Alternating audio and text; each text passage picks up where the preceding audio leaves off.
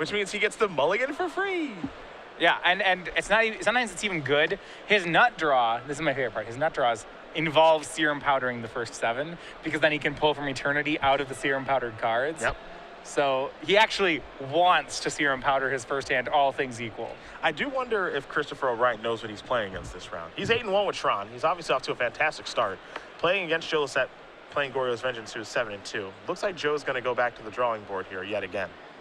Taking the mulligan the honest way. Yeah, I don't like to see that. I want to see the serum powder mulligan.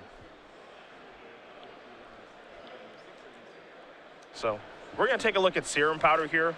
For those of you who are not familiar with this particular card, right? It's a real weird one. It lets you re-mulligan or redraw your hand by exiling it and all the other cards in your hand. But it's not letting you start over at 7. So now that Joe's on 6, if he gets a serum powder, he can have another 6. Yeah. And you can actually see his serum powder is already over there. Looks like he's already used at least 1.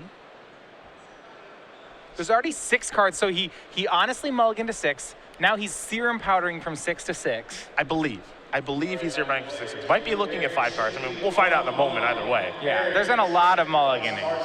All right, it's a 5-card hand. So he mulliganed to 6, serum powdered from 6 to 6. Now he mulliganed to 5. This is one of the things that the deck does because it's this really, narrow combo. There isn't enough redundancy to actually just play this deck honestly. Do the Splinter Twin thing. So sometimes your hands just don't add up, and you mulligan a lot.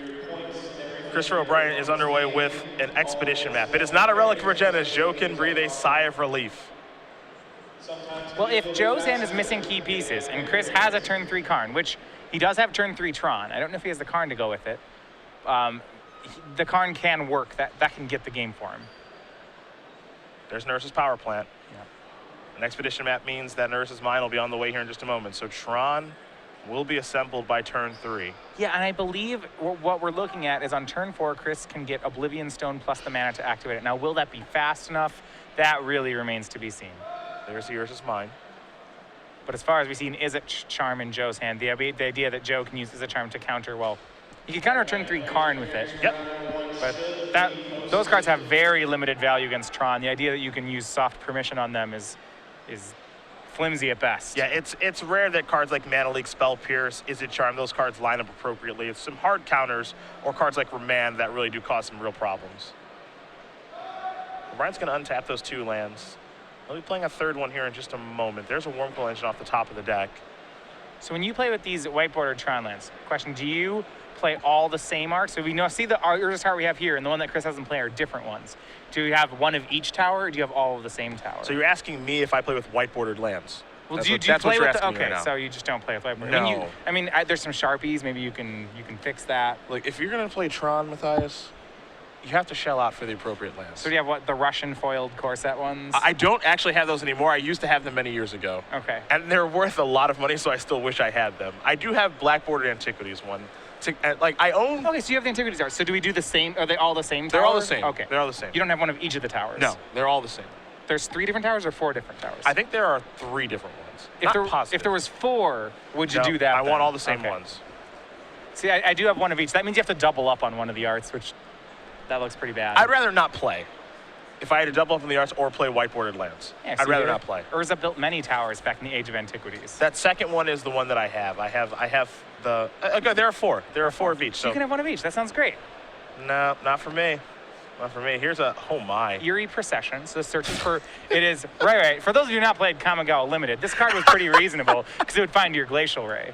And if you had another Glacial Ray, you could splice it onto it. But you search for an Arcane card, reveal it, and put it into your hand. Hey, there's only so many Goryo's Vengeances you're allowed to play. And Through the Breach is also Arcane. This card can get either. Oh, Joe. Rarely do we actually see the Arcane mattering. It's the fish card. The art on this thing's great. It is pretty good, actually. It is pretty eerie. I mean, there's a bunch of fish swimming in a circle, but it's not in water. Well, the artwork from that set is all very strange. As here comes a Wormcoil Engine. As I recall, this was the first...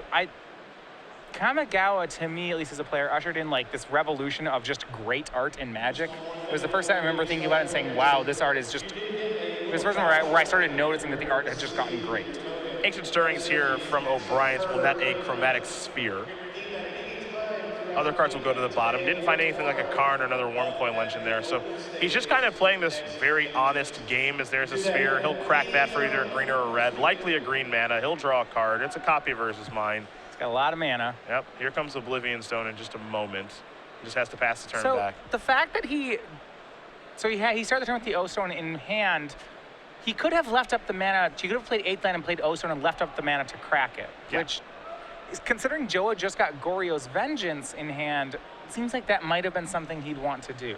If I'm Chris in that situation, I just want to leave up O-Stone with 5 mana and just keep attacking with Worm Coil Engine and hope that it's good enough. Because then you can either blow it up if Joe makes a Gristlebrand, or you can fate counter the Worm Coil if he doesn't, right? That would be my preference in that particular situation. But, you know, I don't know if Chris knows exactly what he's up against at this point. Yes, your opponent did search for Goryo's Vengeance, but you're not entirely sure what they can do with it. So based on the lands, there's a Serum Powder in the Exile, so you know what deck he's on. I suppose. If you know this deck. Yeah, if you know this deck, that's the question. I guess if the Serum Powder hadn't happened, it would have been possible that Joe was on Living End based on the lands he was showing. Yeah. Granted, that would have been a strange if he wasn't Living End, it would be strange that he hadn't cycled anything. Joe's going to play another Faithless Looting here. It looks like he's discarding a Simian Spirit Guide and a Gemstone Caverns. Joe, over the past 5 or 6 months, has had a real love affair with Gemstone Caverns. First his Reanimator deck in Legacy. Now here, he's actually going to discard Fury of the Horde. OBryant will draw a card. So Brian dodges a Gristlebrand hit there. He'll strike in with Worm Coil Engine. Ghost Quarter will be the land that it looks like he's going to play. And checking. Joe plays 1 basic Swan. Okay. Chris's hand is all mana. Yeah, I mean, his hand doesn't really lead him anywhere. Sylvan Scrying can search for a land. Does he want to get Eye of Ugin here at some point then? Or does this even matter? I mean, Eye is going to be too slow this game for it to really do much of anything. So I don't think it's going to end up mattering very much. I think Joe's just going to concede the game. Yeah, his hand did not come together very well at all there, even though he did a lot of mulliganing. And oddly enough, a Worm Coil Engine is going to be good enough for Christopher OBryant. He's up a game here over Joe Lossett.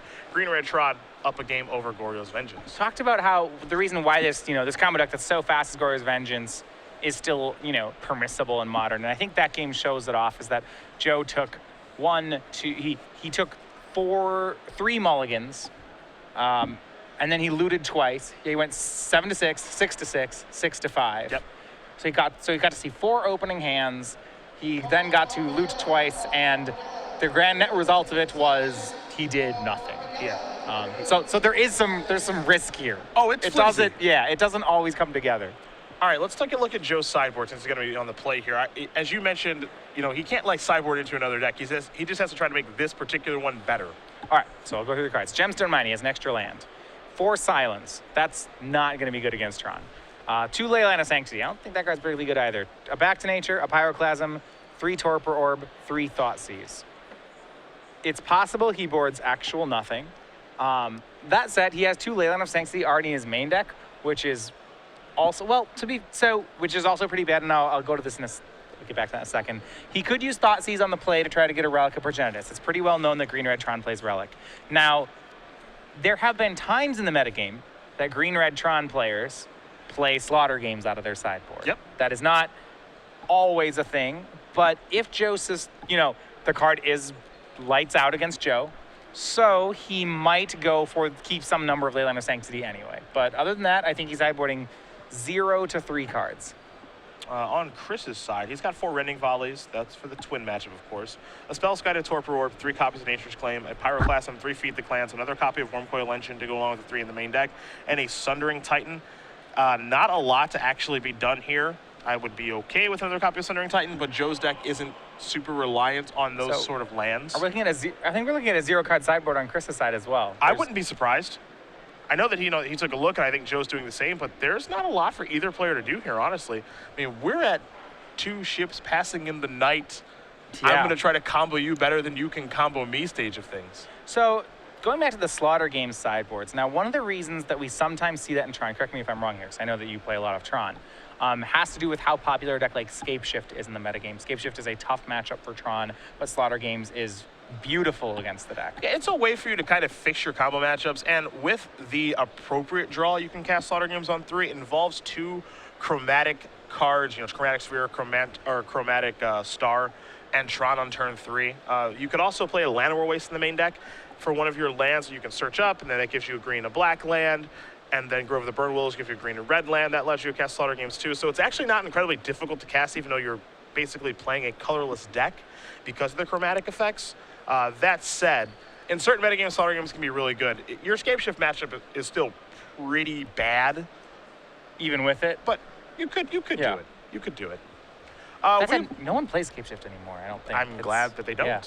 I'm super happy about that. I'm sad. I like Scapeshift. Scapeshift and I go back a while. I know I've since found a new love, but Scapeshift and we get lunch every once in a while. We will very quickly talk about the spring collection here on Star City Games. Some new sleeves, some new playmats and dice bags. You got the bunny, the bee, the kitty cat, and of course the Delver of Squeakrits. Again, on card sleeves, playmats, and dice bags. You guys can also look forward to a summer collection coming out later this year. But right now we've got spring, and that's what's available at starcitygames.com/creature collection. Of those, the cat, the most popular. I like the bunny. He's just so cute. Scheming. Yeah, he's kind of, yeah. But I've even seen some cat playmats. Jerry Thompson playing on the cat playmat a little earlier today. Gerard Fabiano always using the cat sleeves. I think it is the bee who is not getting the love, but that's understandable because bees suck. They're not great. Well, he's ready to fight. I have a bee rivalry right now. Are you allergic to them or just don't like them? I just don't like them.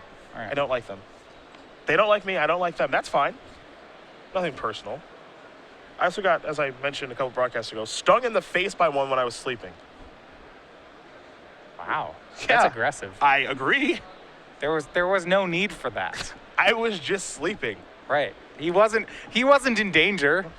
I mean, No one was in danger. I wasn't attacking the bee. The bee decided to attack me. And this is the fun part. Because Chris is just going to lay his hand down, and he's just going to wait to see what Joe's going to do. So Joe took 3 mulligans last game. He's keeping. And Did Joe's Joe on the choose to draw? draw? Joe chose to draw. He always chooses to draw with this deck. What? That's okay, huh? Are- No. That means you're either brilliant or I'm interested. We're going to have to All take right. This is Gemstone Caverns Anonymous. That's where Joe needs to go. This has gone too far with Gemstone Caverns. His love for this card, it is too much. Huh. He always chooses to draw. Well, Chris is going to have Tron on turn 3 again. He's got the power plant in the mine and expedition map. That equals Tron on turn 3. Decks that I've seen that choose to draw are Manaless Dredge and Legacy Yeah? and Guillaume Wafo-Tapa in a variety of formats.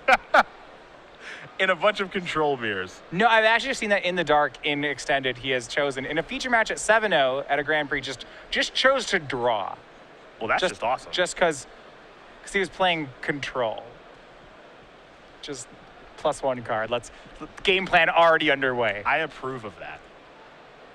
Joe playing an Izzet Charm here to draw 2 and discard 2. This is a way for him to get cards in the graveyard, of course, so he can Goryo's Vengeance to the back. There's a Faithless Looting and a Pull from Eternity.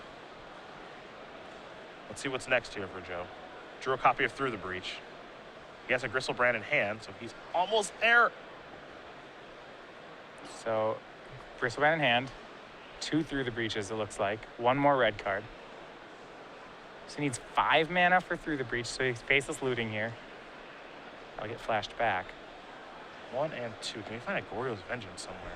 Well, if there's Tron in Chris's hand and a Karn, I imagine Chris will just start going at Joe's lands. Yeah.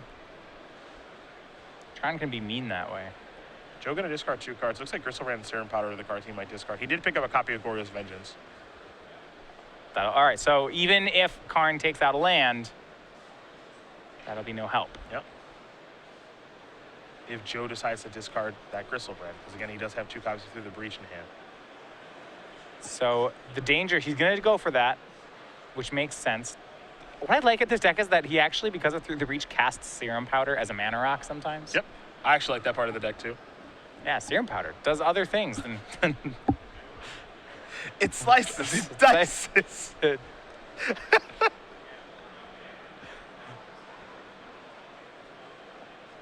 For those wondering about our Modern Open that is taking place behind us, there are a couple people here at the Origins Game Fair in Columbus. 895 people for our Modern Open. Wow. Our largest Modern Open since we've had 2. Yeah, I believe it's Ravels. There was a standard open in New Jersey a couple years ago. It still holds record. This is our second largest open ever. Yeah. So thanks to all the players for coming out for that. That'll be awesome.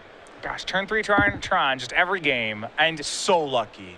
I love that sentiment because what I think people sometimes don't realize about the Tron deck is, no, it's not that lucky. That's what the deck does. It's built to do this every game. It's to play a Wormcoil Engine or a Karn on turn 3. Yeah, I mean, I would say if you had an expected value turn of when Tron players get full Tron together, it's some number between 3 and 4. Yeah. It's like 3.7, you know? So yeah, okay, turn 3 is better than 3.7, but not by that much. So here's the thing. Tron just did its thing. Yep. I assembled Tron. I played something on turn 3 ahead of schedule. That's what my deck does. Is it good enough? Now, the thing I've always felt about Tron is in some formats, what it's doing is insane. And in other times, in other matchups, it's not very good. Right now, I don't think it's going to be very good. I don't think Joe cares that Chris made it an aggressive 6/6. We have a Goryo's Vengeance targeting a Gristlebrand. He makes a 7/7. Buckle up, everybody. All right. So here's how this works. He's going to make Gristlebrand. Gristlebrand will get exiled at the end of the turn, but if Joe has to say, there will be no end of turn. So he hits for 7. Chris goes down to 13, Joe up to 27. Now Joe will pay 7 life to draw 7 cards with Gristlebrand. So back down to 20. He's trying to find copies of Fury of the Horde and 2 red cards to pitch to it so that Gristlebrand can attack again. Fury of the Horde, a Cold Snap rare? Yep. Part of the double pitch spell cycle. Yes, there's also...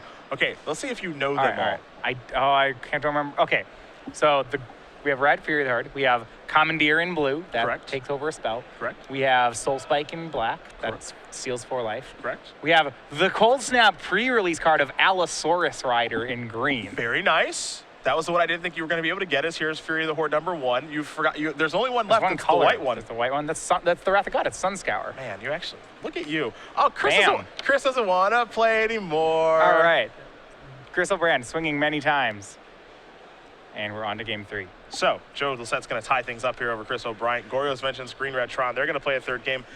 Now, Chris OBryant, now that he knows what Joe is doing, not to say he didn't before, it is time to find a Relic Progenitors. That's how you beat this deck, or at least get an edge on the deck. So what was the Allosaurus Rider? I remember, what is it? He has power and toughness equal to your lands.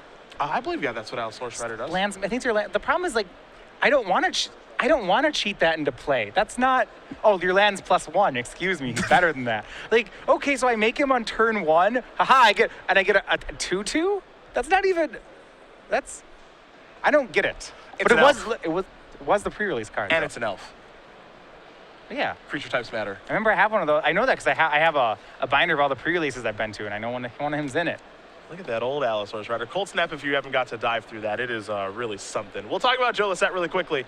#2 on our Season 2 leaderboard, the gentleman from Redlands, California. He's got an invitational top 8 of Season 1 last year. 17 Open Series top 8s with 5 wins. 4 of those wins in Standard, only 1 in Legacy. Sometimes you'll see him wearing his Colorado gear. That's because he was a rower there, a big Star Wars fan. And like Brad Nelson, follow StarCraft 2 quite a bit. StarCraft 2, very, very popular video game. I played a lot of the first StarCraft. I am horrible at RTSs. I get the strategy behind it, but I can't move the guys. It's horrible. Can't click fast enough, not a good enough micro? Well, there was a Magic player who was big into StarCraft 2, and there was StarCraft 1. I was playing with him. I remember he's like, all right, well, what do you play? I was like, I play Terrans. Okay, so we played, and he was telling me about micro, and I didn't really get it. So we started a custom game, and we both had a big set of the same number of Marines, and we had them fight. And I think it was like we both had 12, and then mine all died, and he still had 9 left. And I was like, wait, we had the same units. Hold on. And that's when I realized I'm never going to be good at this game. I was like, because if I want to kill your 12 Marines, I probably need like 19 of my own, so that I can just mash them and let you micro and be like, whatever, I have numbers. Sure. Yeah, but that's not good enough. I learned that pretty quickly as well. My micro in StarCraft, not particularly good. I got better at it in Warcraft 3 because I played that a lot during my senior year of high school. That's basically all I did. So I got like better at it, but I quickly realized when you're playing that game's even more micro. It's way more micro intensive. But when you're playing that game and you're playing against someone who has better micro and you're just like, I can't keep up. It's really frustrating. Maybe I'll just go back to playing Magic. Yeah, people would take their Blade Master and they'd kill all my things, and I don't know, that wasn't any fun. They kill like my resource workers. It was horrible. Oh, you got harassed? Yeah, I can't make that stop. Yeah. They would just, it was that stupid, he just turns invisible and then he kills your things, and then he runs away, and then he does it again like a minute later. It's horrible. Yeah, that's actually just really enjoyable to do to people. Yeah, I mean, the problem is I know they would do it, and I still couldn't make it stop. About it, yeah. Yeah, StarCraft 2, very, very popular game, obviously, in the computer world. Very popular on Twitch as well. I was a big StarCraft 1 guy like yourself. And I love StarCraft 2. It's just not something I have a lot of time to play. Chris going to take a mulligan here. I liked the game, just stunk at it. It is a lot of fun to watch, though. I will say that. It's great. Are you a Protoss, a Terran, or a Zerg? Terran. I am too. Good choice. Siege tanks for life. I like it because their units are all very swingy. They're all kind of specialized. Like they're good at countering things, and if you have build the wrong kind of unit, they're pretty bad. That's true. Whereas I liked that aspect of them. You had a toolbox, and you had a tool for each situation. Looks like Joe's going to take a mulligan here, not involving a serum powder, just a normal mulligan. Chris, I think, truthfully, I don't know if he's mulliganing directly for Relic of Progenitus, but I think if I was in his spot, I would strongly consider doing that. Because I would think that, okay, you know what? I can probably beat you doing Through the Breach because it's kind of slow, or slow-ish, I suppose. I mean, Karn killing lands is actually good enough to race that strategy. Yeah. So I would feel comfortable trying to beat that strategy. But I would not feel good about not having Relic and just, oh, well, I'm just probably dead to Faithless Looting, discard this, and all right, bring it back right now. Both players going to take a look at 6 cards here in just a moment. Though, again, if you guys are just joining us, appreciate having you. Cedric Phillips, Matthias Hunt, Patrick Sullivan will be joining us next round. We've got Ken and Crocker actually in the sideboard right now doing a deck tech. Nick Miller picking your matches along with the rest of the SCG Live crew. At SCG Live, hashtag SCGINVI all weekend long for your tweets, as we've got 8 rounds of action for you today. 2 more modern rounds after this, and then 4 rounds of standard, and eventually we're cutting to a top 8 to get ready for tomorrow's competition. We've also got this real big, my goodness, I'm looking behind me, modern open main event with over 890 players. Unbelievable. Everyone getting their modern and getting ready for Grand Prix Charlotte next weekend. Looks like Chris is on another mulligan right away. He did not like what he saw. So let's see if Joe is happy with what he sees. That look like a happy face from Joe? I mean, so your hands are just different degrees of calculated risks with this kind of deck. I mean, and you talked about this. You played Belcher actually a lot in Legacy, and that's the mulligan decision trees out of Glorious Vengeance are very similar. You're thinking, all right, what cards do I need to make this work? Will I do better on 5? See, Belcher is a deck that really can't go to 5 though. For the most part. Keep all your 6s. I mean, your 6 has to be really bad for you to mulligan it. Like, it has to involve, okay, I have an Empty of the Warrens, a Burning Wish, and a Goblin Char Belcher. Like, okay, yeah, sure. That's a 6 2 card empties. You have to mulligan. That's the kind of card you have to mulligan. I think when you're playing Belcher, you keep most of your 6 because your 5-card hands just aren't going to work. You're obviously hoping to keep 7 and do your turn 1 thing, and that's what Joe's hoping for too. You know, Serum Powder allows you to mulligan again. So both players are going to take a look at 5 cards here in just a moment. It's generally, that's a good rule of thumb is when a deck's playing Serum Powder, that's when you're already like really pushing the flimsiness of the deck. For sure. That's just all part of it. You know, the interesting thing about a deck like this that Joe's playing is he knows he's signing up for a lot of mulligans. Oh yeah. And he's just hoping that the power level of his deck wins out. So far it has. The game he did not mulligan out of, he did win this match. You assume you'll lose some percentage of your games just due to your own deck, and you hope that it doesn't strike twice in the same 3-game set. Yeah. Which it's looking like it might.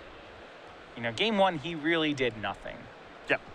Mulligan to 5 that game, and yeah, he just cast Lizard Charm and a couple Faithless Lootings, and then he just died. Chris played a turn 3 Worm Coil on the draw, and hit Joe with it 4 times, and that was the game. Yeah. Both players gonna look at 5. Looks like Chris is gonna keep. Joe's gonna keep. Is it a relic? Ding. Uh-oh. We have not seen that card yet, but it is the card for the matchup. Now, what's interesting here is what is Chris's hand besides this? It could really be some garbage in a relic. It could be terrible. I mean, his second lands in Urza's Mine. And his first lands in Urza's Mine. Yeah. Yep, it's hard to make Tron off that. There's a Gemstone Caverns. Pass the turn back. And if you're not pressuring Joe's deck. He kept nothing and plus relic. Yeah. Because, again, Joe can just play the through the breach game. Mm-hmm. He might be playing the eerie possession game here in just a moment. Uh-oh. See now before the fish are going to come out. Or is it a No, powder? it's ramp. Yes. He's ramping to through the breach. Here comes Serum Powder. So the yes. outside the mulligan ability, Serum Powder is this great mana rock that makes it colorless. I see we're using the term great loosely this morning. We're just throwing that around. Here's our chromatic star. There is power in the powder. It's very nice. Joe draws another Emrakul. Now has 2 of them. Is he through the breach yet? I think he has, no, he has 2 Spirit Guides, Fury of the Horde, and 2 Emrakuls. This is a nice deck. So both these decks really just firing on all cylinders here. Chris gonna play excuse me. Sylvan Scrying, Sylvan turn Scrying. 4, get another 1-tron piece. All right, sure. There's a Tower of Power. It's not like Joe's doing anything. Yeah.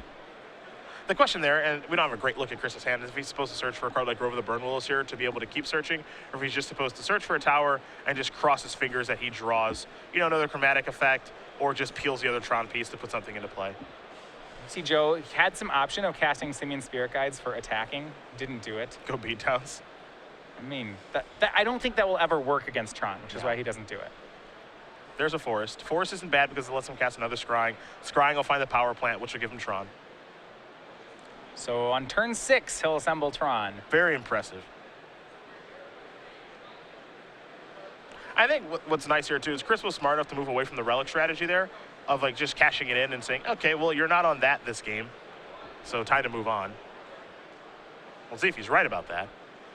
And Thought Seize from Joe. Probably has to do that. Yeah, I think he has to cast this. He has to hope that Chris has one threat. He knows that Chris just finished Tron. And he hopes there's only 1 monster. And oh, there is 2 Worm Coils and a Karn. And 2 O-Stones. Now, oddly enough, because Joe has 2 copies of Simian Spirit Guide, Karn is not the end of the world. Yeah, O-Stone's actually problematic because the monsters that Joe can through the breach are Emrakuls. Yep. So that's not going to work against O-Stone. Once Chris gets O-Stone and starts leaving up 5, Joe is locked out in a way. Yep. That's the trick. We'll see if Chris knows that or not. Let's see what Joe wants to select with his Thoughtseize. There's nothing good to take with the Thoughtseize is the issue here. Yeah, I think Karn is the best thing to poke a hole in the hand. Yeah, I mean, it's the only one that Chris doesn't have 2 of. Yeah. But a weak, I mean, Thoughtseize, it's fine against Tron, but what you have to remember is that Tron is built around, it is the most redundant deck in Modern. It just does the same thing every game, and its whole deck is built around, you take a piece, and they'll find it again in a couple turns, because that's all they play. I think he's going to take one of the O-Stones. Not too worried about old Karn. Well, what that means is if Chris goes for a Karn, and Joe obviously wants to top deck it through the breach here, and that's the most important thing, but if he doesn't, and he top decks a Thoughtseize, he can get both the O-Stones. Yep. And Here's this Karn. Karn doesn't matter. It's going to get a bunch of monkeys. Manic Influence is the target. All right. Now here's the O-Stone. Pass the turn back. So this is the window. Yep, through the breach needs to be drawn here. Okay, haven't looked at it. I think it's a Serum Powder. That's not good enough. So another mana certainly rock. not great. He's gonna cast it, maybe. When you were getting ready for this tournament, did you expect to see 2 Serum Powders on the battlefield? There's a deck that plays them. Because I didn't. No. I mean, the issue is if he plays Serum Powder, Chris has a very obvious onboard line of Karn, exile land, crack O-Stone. Yep.